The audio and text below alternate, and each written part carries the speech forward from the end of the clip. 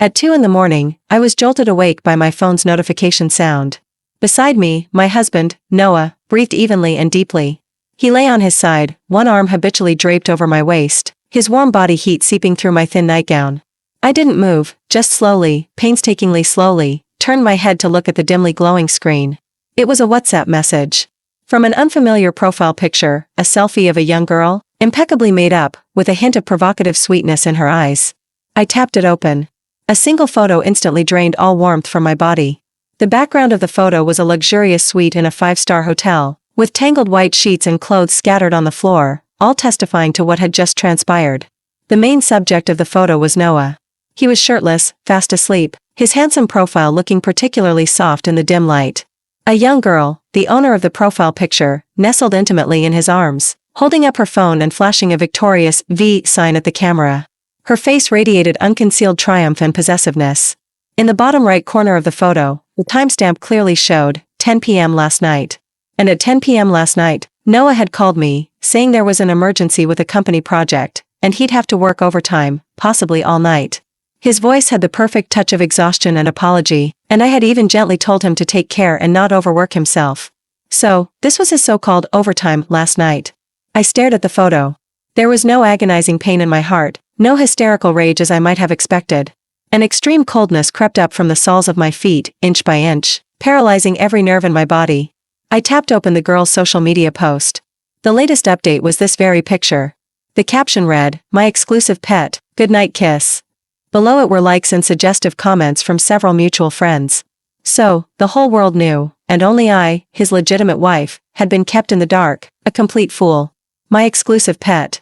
That pet name made my stomach churn with disgust. This man beside me, 35 years old, Mr. Noah at the company, a respected figure, and my considerate husband at home, had become a docile pet to another woman. I didn't wake Noah, nor did I delete the girl. I threw off the covers, walked barefoot and silently into the study.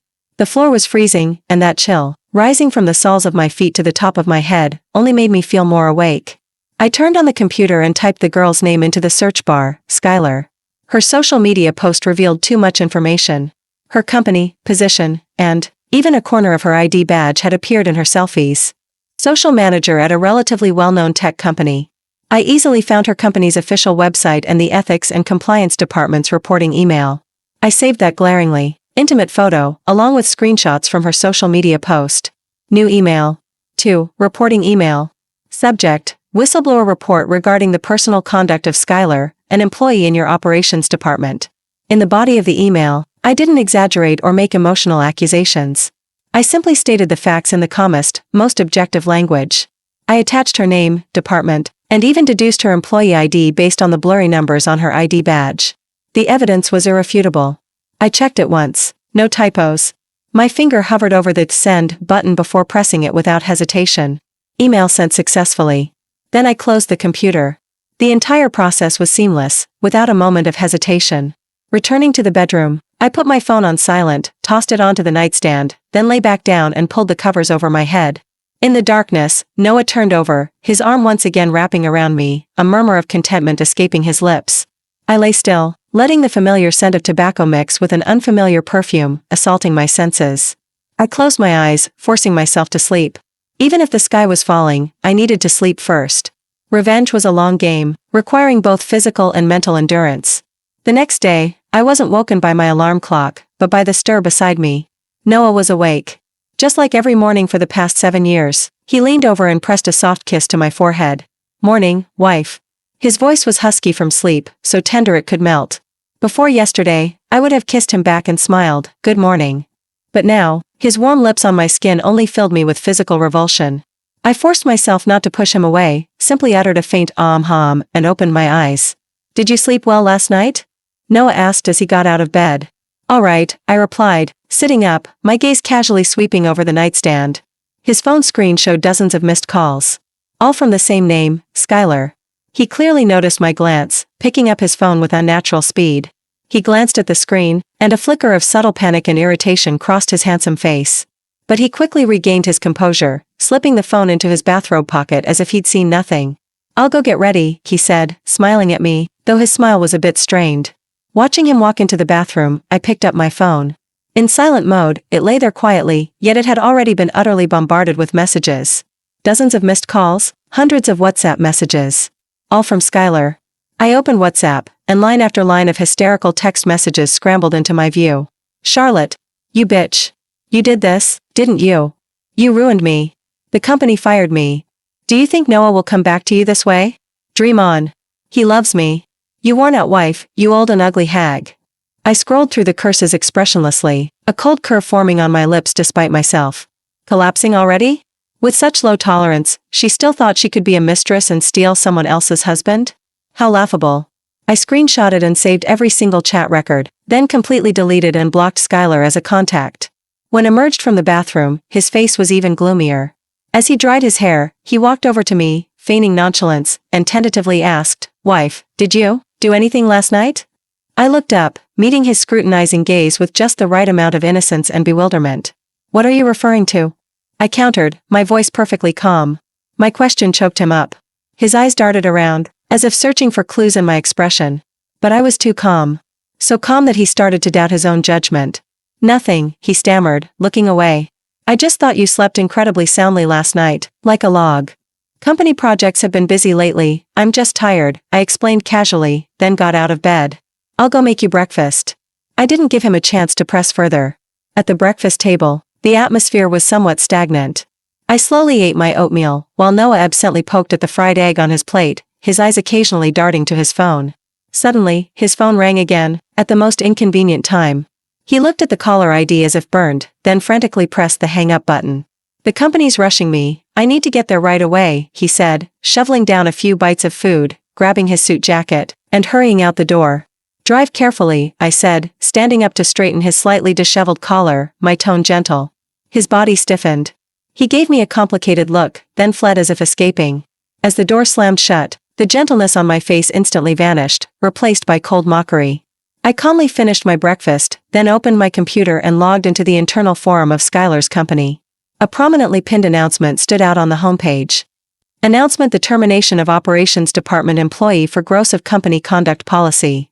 The announcement used severe language, stating that her serious personal conduct issues have tarnished the company's reputation and caused an extremely negative impact, and that the company had decided to terminate her employment contract with immediate effect and reserved the right to pursue legal action. I closed the web page with satisfaction, then meticulously wiped my phone clean of all traces of Skylar, including call logs and screenshots. After all this, I dialed my best friend, Sophia. Sophia was a lawyer, calm, decisive, and sharp-tongued, my most trusted confidant. Sophia, are you free for lunch? I'd like to treat you, I said slowly. Sophia on the other end immediately sensed something was amiss. Something happened? Yes, I said, my voice calm. Noah gave me a big gift, and I need to return the favor. In a secluded Western restaurant downtown, Sophia listened to my narration. Her knife and fork clattered onto her plate with a jarring sound. Holy hell, Charlotte, you actually did it, she exclaimed, staring at me, her eyes wide as saucers. You took care of the mistress in one night? I stirred my coffee, saying nothing. After her shock, Sophia quickly calmed down. Her professional legal training immediately honed in on the core issue. Skylar, that kind of person, is just cannon fodder. Your real opponent is the one at home. I know, I said, meeting her gaze calmly. So what are you planning to do? Sophia asked, frowning. I want him to lose everything he cherishes most, little by little, while he thinks he has everything under control. My voice was soft, yet it carried an undeniable ruthlessness. Sophia looked at me, her expression turning complex. She had known me for over 10 years, from a naive girl in college to a housewife who once threw herself wholeheartedly into love. In her eyes, I had always been the traditional woman who cried for love, laughed for love, and valued marriage and family above all else.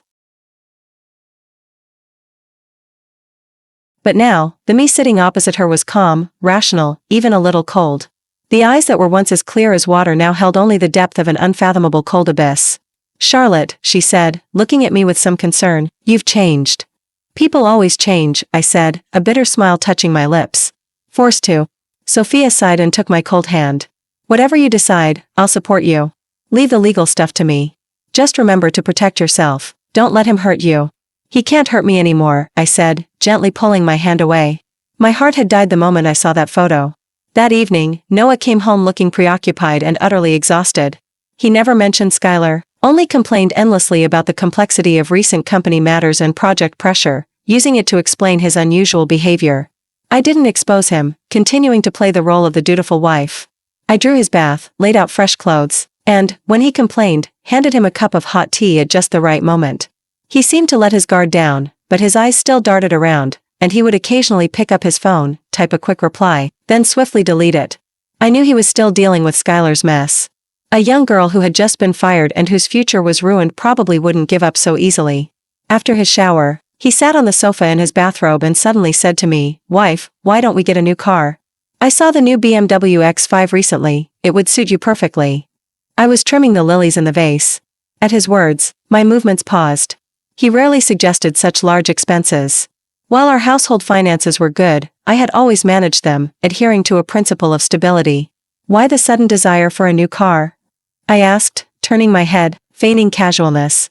"It's just that I see how hard you work. I wanted to reward you," he said with a smile, though there was a hint of ingratiation and guilt in it. I sneered inwardly. More likely, he wanted to use money to appease the mistress he had ruined. Or perhaps he had anticipated that Skylar would demand he divorce me and wanted to transfer a sum of money from our joint assets beforehand. "Company projects have been extensive lately, and expenses are high, so let's put it off for now," I said, gently declining, citing strained household finances.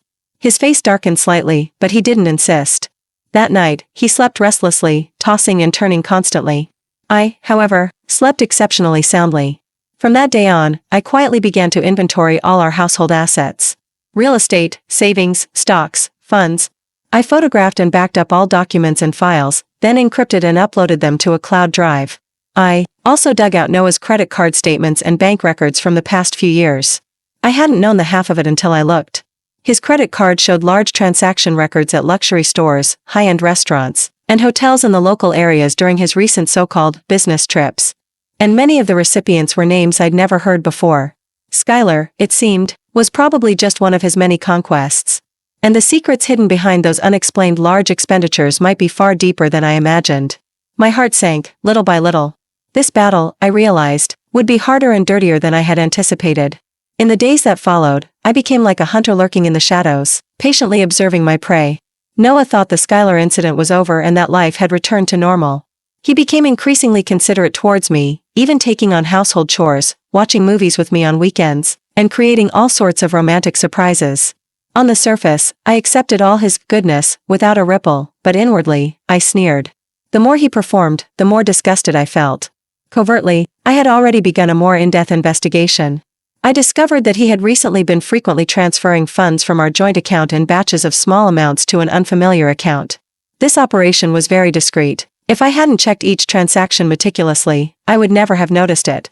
Using my professional knowledge as a product manager, and by tracing clues Noah left on social media and using publicly available corporate information platforms, I finally tracked down the holder of that unfamiliar account. It wasn't Skylar. It was a middle-aged man named Mr. Robert.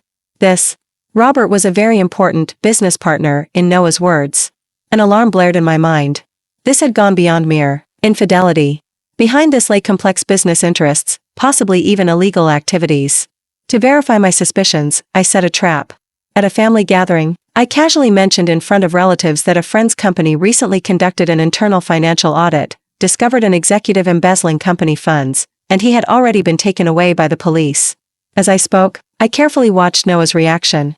The hand holding his wine glass trembled imperceptibly.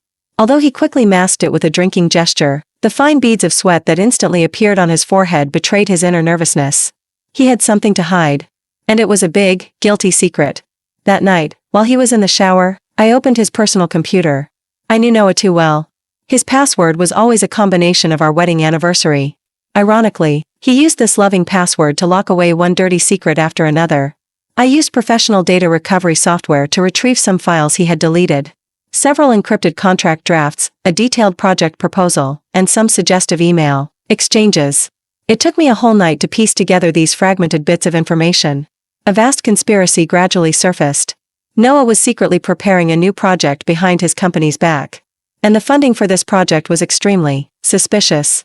Several large sums of money were transferred from Mr. Roberts' company, then routed through various complex channels into several shell company accounts controlled by Noah personally. This was clearly a textbook case of embezzlement and money laundering. He had not only betrayed our marriage but also his company, operating on the fringes of the law. I told Sophia about all my discoveries. She gasped when she heard it. Charlotte, this is much more serious than we thought. This isn't just about divorce and property division, this is a criminal offense. Her tone was unprecedentedly grave. Noah is playing with fire. You must sever ties with him immediately and be extremely careful not to get dragged down with him. Sophia's advice was for me to immediately report this evidence anonymously, then file for a contested divorce to get out as quickly as possible. But I shook my head. No. My eyes shimmered with cold, resolute light. If I reported him now, he would certainly be ruined and imprisoned. But given his cunning nature, he would likely turn on me, claiming I was a co-conspirator, or even framing me as the mastermind. Moreover, the money he embezzled would be recovered by the company, and as his wife, I might not get anything. I wanted him, in his most greedy way, to personally hand me the evidence that would destroy him. I began to secretly lay my plans. I meticulously organized all the key evidence, including transfer records, contract drafts, and email correspondence. I backed them up on 3 different USB drives, one I gave to Sophia, one I hid in the company safe, and one I carried with me. I consulted Sophia on how to maximize the protection of my marital assets in the impending storm. Noah, meanwhile, seemed completely oblivious to the approaching danger. He had become increasingly attentive lately, buying me expensive handbags, reserving tables at Michelin-starred restaurants, and showering me with sweet words. He thought he was mending our relationship with money and romance. But he didn't know that these were just adding a fresh shovel of scorching earth to his grave. On the surface, I smiled and accepted all his gestures, but inwardly, I was counting down. Before long, Noah finally showed his true colors. On a romantic evening he had meticulously arranged, filled with flowers and wine, he held my hand and gazed at me affectionately. Wife, I'm working on a project with a very high return, but I'm a little short on startup capital. I sneered inwardly, but my face showed just the right amount of concern. How much is missing? About 3 million, he paused, his eyes burning into mine. I was thinking, could we take the premarital house in your name and get a mortgage loan from the bank? Don't worry, this will be a joint investment, and once the project succeeds, we'll split the profits. Then, I'll get you an even bigger villa. The blueprint he painted was beautiful, and his tone was full of temptation. In the past, I might have truly been moved by his words. But now, I only felt profound disgust. He not only wanted to drain our joint assets but now even sought to lay claim to the only security my parents had left me. This man was utterly greedy, without a shred of decency. I feigned hesitation and difficulty, such a big thing. I need to think about it. And it's what my parents left me, I'm afraid. My hesitation was exactly what he expected. He immediately intensified his efforts, making promises, swearing oaths, and even bringing up our future children, saying it was all for our family. I deliberately let him persuade me, but then stated my condition. Honey, it's not that I don't trust you, but you know I'm a bit timid. Could we sign a detailed investment agreement? Black and white, clearly stating both parties' rights and obligations, especially where the funds will go and who bears the risk. That way, I'll feel more at ease. Noah visibly relaxed upon hearing my request. In his eyes, I was merely an overly cautious housewife with no real brains. Signing an agreement was just a formality to appease me, he thought. Of course. Absolutely, he readily agreed. You say how to sign, and that's how we'll do it. I'll listen to you. He thought he controlled everything, but he didn't realize he was walking step by step into a trap I had custom made for him. I immediately contacted Sophia and told her the situation. Sophia's voice trembled with excitement on the other end of the phone. Charlotte, he took the bait. This is a godsend. I'll draft the agreement for you. I'll make sure he signs it fully aware, and dies fully aware. Over the next few days, I outwardly discussed investment details with Noah, while secretly, I meticulously finalized that fatal agreement with Sophia, word by word. Sophia truly was a top-tier lawyer. The agreement she drafted, on the surface, appeared to be a fair and reasonable joint investment agreement between spouses. But in reality, it concealed countless legal traps. The agreement explicitly stipulated that the loan funds must be used exclusively for the XX project, Noah described, and Noah would bear full responsibility for the security of these funds. The most crucial clause was that if the project was ultimately found to involve any illegal or non-compliant activities, or resulted in financial losses, all legal responsibilities and economic damages would be solely borne by Noah, with no relation to me, Charlotte. To put my mind at ease and ensure I signed, Noah even voluntarily added many clauses disadvantageous to himself in the agreement, such as promising a return on investment within 2 years, or compensating with his personal assets. He smugly believed these clauses would never be triggered. The night before signing the agreement, I retrieved from a secret compartment in the study the copies of the secret contract that Noah and Mr. Robert had privately signed, which I had prepared long ago, along with some key fund transfer records. I placed it with the investment agreement we were about to sign, took a photo, and sent it to Sophia. Sophia, tomorrow is when we cast the net. The next day, we met at a law firm. Sophia attended as my lawyer, wearing a sharp black suit, her powerful presence undeniable as she professionally explained each clause of the agreement. Noah was a bit impatient, but in his eagerness to get the money quickly, he listened patiently to the end. In the Party B section, he flamboyantly signed his name. The moment he finished signing, a relieved and triumphant smile spread across his face. He even affectionately put his arm around my shoulder and whispered in my ear, "Wife, just wait until you're a rich woman." I looked at his hypocritical face and sneered inwardly. Yes, just wait and see how you fall into hell. He was probably eager to contact Skylar, or some other Skylar, to brag about his success. As for me, the moment he walked out of the law firm, I compiled all the organized evidence into an encrypted file. Anonymous complaint letter. To Noah's Company Ethics and Compliance Department, City Financial, Tax Bureau. Attachment, the secret contract between Noah and Mr. Robert, the detailed evidence chain of embezzlement and money laundering, and the investment agreement we had just signed, which for him was a death warrant. Click, send. That anonymous complaint letter, like a depth charge, unleashed a tidal wave in Noah's world. The first to react was his company. Early the next morning, I heard that the company's senior management was enraged. The compliance department and the legal department immediately formed a special investigation team, sealing all computers and files in Noah's office. Noah began receiving frequent calls from the company. At first, he tried to remain calm, hiding in the study, negotiating with them in a low voice. But gradually, his voice grew louder, and his emotions became more and more out of control. I didn't. This is slander. Someone is framing me. Evidence? What evidence? You can't just based on an anonymous email. I demand to see the chairman. I'll explain it to him personally.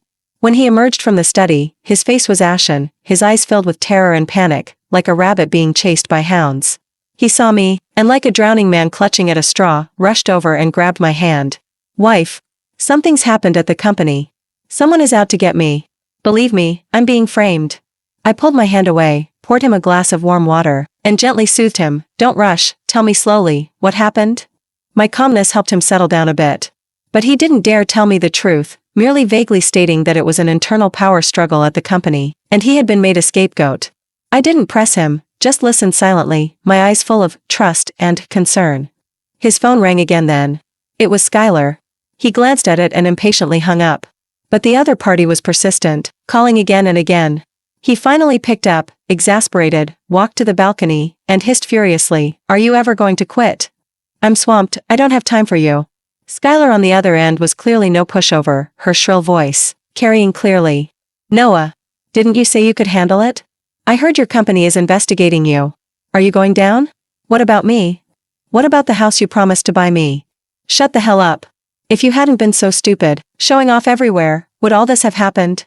The two, who once had such an intimate relationship, were now tearing at each other like rabid dogs over the phone, trading insults and accusations. I stood in the living room, holding my water glass, listening to the curses from the balcony, a cruel smile forming on my lips. 3 days later, the company's internal handling results were announced. Noah, suspected of serious embezzlement, misappropriation of public funds, and commercial fraud, was relieved of all duties with immediate effect. The company would officially report the case to the public security authorities and reserve the right to pursue full legal responsibility. This announcement spread like wildfire throughout the entire industry. The once celebrated and respected Mr. Noah, the promising industry elite with a boundless future, became a pariah and the laughingstock of the entire industry overnight. His meticulously maintained perfect image came crashing down. That afternoon, the day he was ousted from the company, he called me countless times. I didn't answer a single one. He started sending me messages from various unfamiliar numbers. "Charlotte, it was you, wasn't it? It must have been you, you venomous woman, pulling strings behind the scenes. What did I ever do to you? Why do you want to destroy me like this? I'm begging you, come out and see me, can't we talk? For the sake of our 7 years of marriage." I looked at the messages, my heart completely unmoved. I then dragged all his numbers into my blacklist. In the evening, the doorbell rang. Through the peephole, I saw Noah standing outside, utterly distraught. His hair was disheveled, his face unshaven, his suit crumpled, and his eyes deeply sunken. There was no trace of his former swagger.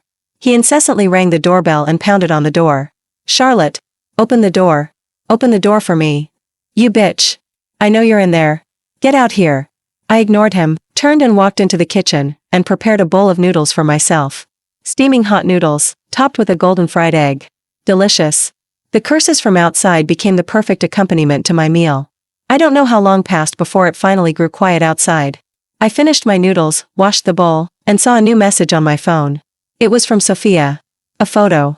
In the photo, 2 uniformed police officers were escorting Noah, putting him into a police car. He was still struggling, seemingly shouting something unwillingly. The caption read, "The net closes. Clean and swift." I looked at that photo for a long, long time. Then, I saved it and set it as my phone wallpaper. I wanted to constantly remind myself that this was the fate of a betrayer. And this was just the beginning. A more satisfying ending was yet to come. After I was taken away by the police, I was summoned to the Financial Crimes Unit as a key witness in the case. In the solemn interrogation room, I felt no tension whatsoever. I submitted all the evidence I possessed, including the USB drive filled with his incriminating evidence and the investment agreement he had personally signed, taking full responsibility, to the investigating officers. The officers looked at the clear, logically coherent chain of evidence I provided, expressions of surprise on their faces. An older officer couldn't help but exclaim, "Mrs. Noah, your counter-surveillance skills and evidence preservation awareness are stronger than many of our professionals." I simply gave a faint smile, forced to be. The case progressed exceptionally smoothly. In the face of ironclad evidence, all of Noah's sophistry and denial appeared feeble. In the detention facility, he learned the full story through his lawyer. He learned that the anonymous complainant, who had personally sent him to hell, was the wife he had slept beside for 7 years. He learned how I had set up the trap, step by step, leading him into an abyss from which there was no return. He completely broke down. He used his last chance to call someone outside to call me. The moment the call connected, his hysterical roar burst forth from the receiver. "Charlotte! You vicious and venomous woman! I'll haunt you even from the grave. How could you be so cruel? After 7 years of our relationship, how could you be so ruthless? You'll get your comeuppance. You'll definitely get what's coming to you." I listened quietly, and once he tired of cursing and was breathing heavily, I slowly began to speak. "Noah, do you feel the pain now?" My voice was utterly devoid of warmth. "When you betrayed and schemed against me, did you ever consider you'd face this day?" He was speechless for a moment. "Did you think I didn't know about your messy private life?" I sneered. "Did you think I didn't know you were using our shared money to support other women? Did you think I didn't know you were eyeing my premarital assets? Noah, you're not ruthless, you're foolish. You overestimated your intelligence and underestimated how resolute a woman can become once her heart is broken." With that, I didn't give him another chance to speak. I hung up directly and then blocked that number as well.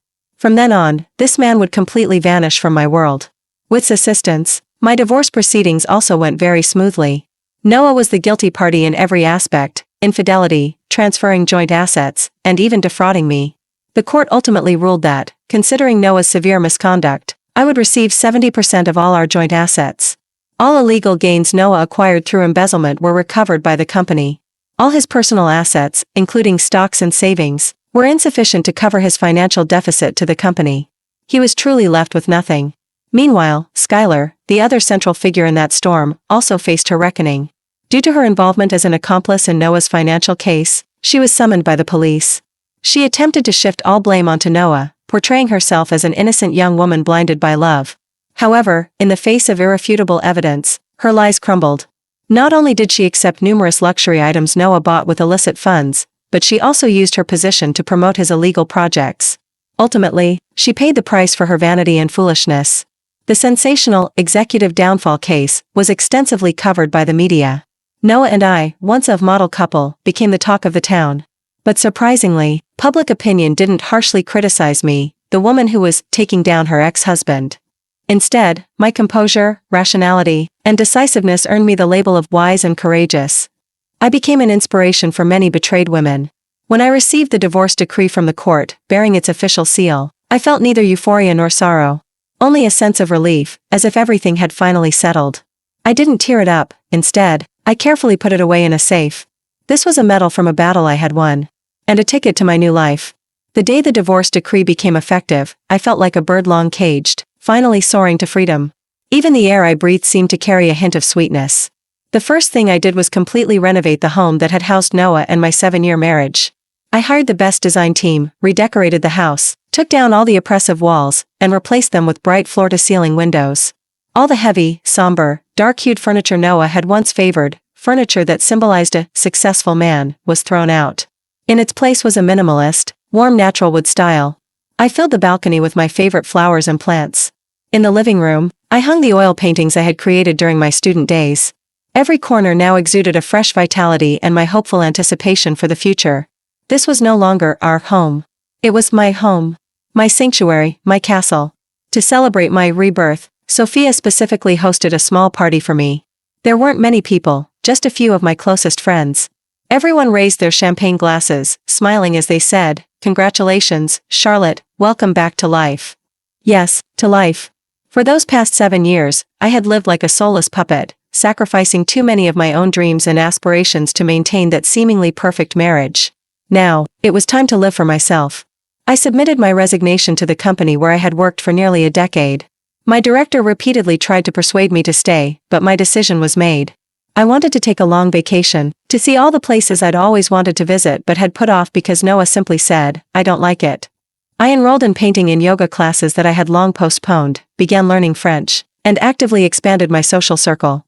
I met many interesting new friends, globe-trotting backpackers, talented independent artists, and successful female entrepreneurs. Through them, I saw another possibility for a woman's vitality. It turns out a woman's worth is never defined by marriage or by a man. Occasionally, I would run into former colleagues and friends. Their gazes held a mix of pity and curiosity.